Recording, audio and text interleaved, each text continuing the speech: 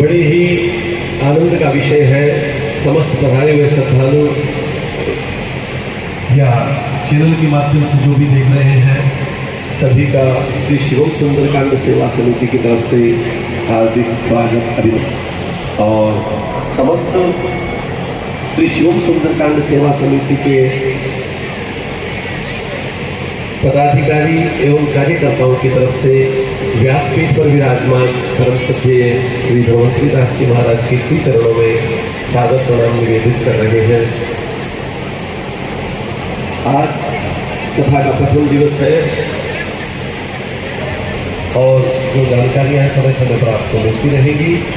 मैं निवेदन करूंगा परम सभ्य स्वामी श्री धन्वंतरी दास जी महाराज से कि आप अपनी मधुर वाणी से हम सबको श्री शिव पुराण की कथा श्रवण करा करके कृतार्थ करें। श्री पूज्य श्री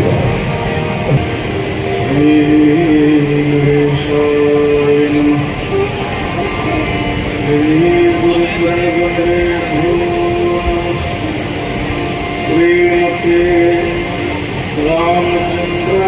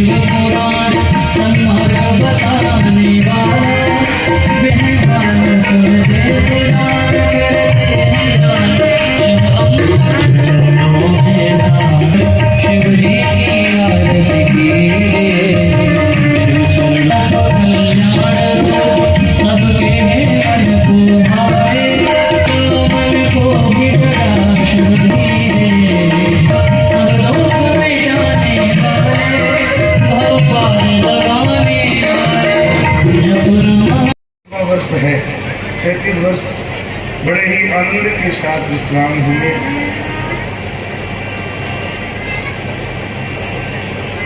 और आपके इन 34 वर्षों में 2 वर्ष की सेवा तो राजस्व मिलेगा।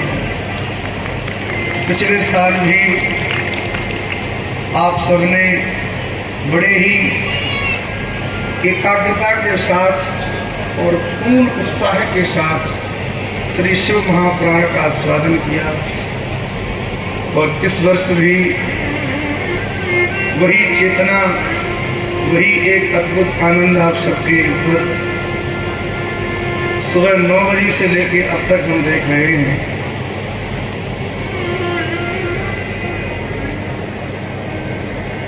हमें लगता है इस मंगलमय आयोजन का इंतजार पूरी साल आप सब बड़े भाव से करते होंगे। कब गणेश चतुर्थी आवे, कब उत्सव मनावे, कब हम सब इकट्ठे हों। ये बात हम इसलिए कह रहे हैं कि जब हम सुबह 6 साढ़े 6 बजे यहाँ आ पाए होंगे, 7 बजे